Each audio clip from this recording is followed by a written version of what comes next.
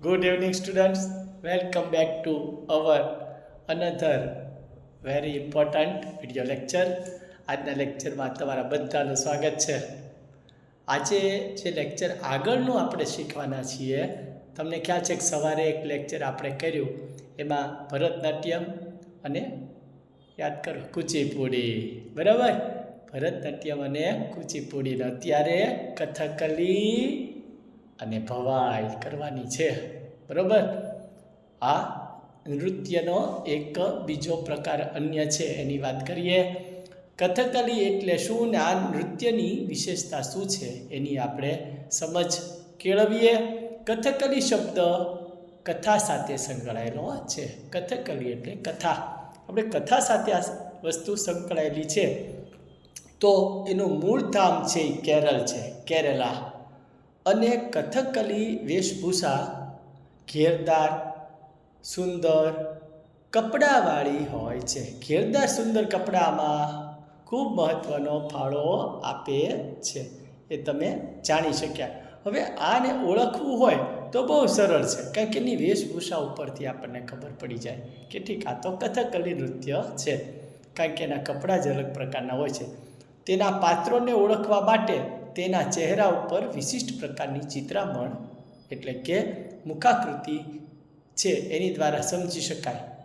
એની મુખાકૃતિ ઉપરથી આપણે સમજી શકીએ કે આ કથકલી નૃત્ય છે. તો અહીંયા કથકલી વેશભૂષા પર આધારિત નૃત્યની કલા છે. ચહેરા ઉપર વિશિષ્ટ ચિત્રામણ કરે મુખોટા એટલે મુખાકૃતિ જોવા મળે છે, અને એની ઉપરથી જ આની આપણને સમજ આવી જાય છે.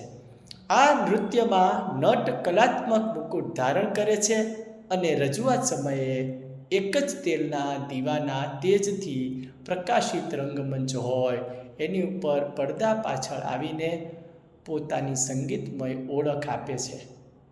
એટલે ત્રણેય લોકના પાત્રોને ચહેરાના હાવભાવ દ્વારા અને પોતાની જે મુખ મુદ્રા છે, પોતાના શરીરની મુદ્રા છે, એ હસ્તમુદ્રા દ્વારા રજૂ કરે છે. શરીરની મુદ્રા છે એમાં હાથ વડે તે સજીવન કરે છે. તો અહીંયા રજૂઆત કરવા માટે આ જે નટકલાત્મક મુકુટધારી કલા છે, તે એક જ તેલના દીવાના તેજથી પ્રકાશિત રંગમંચ છે. એ રંગમંચ પર જે પડદો છે એની પાછળ આવીને પોતાની સંગીતમય કલા રજૂ તો કરે, પણ એની ઓળખ આપી અને ત્રણેય લોકના જે પાત્રો છે એના ચહેરાના હાવભાવ દ્વારા તે આ પ્રકારના નૃત્યને આપણને સમજ આપે છે, આપણને એની દ્વારા સમજાવવા માગે છે. તો એક આ ખૂબ જ અગત્યની નૃત્યની કલા કથકલી, આ નૃત્યની વિશે આપણે જાણી શક્યા.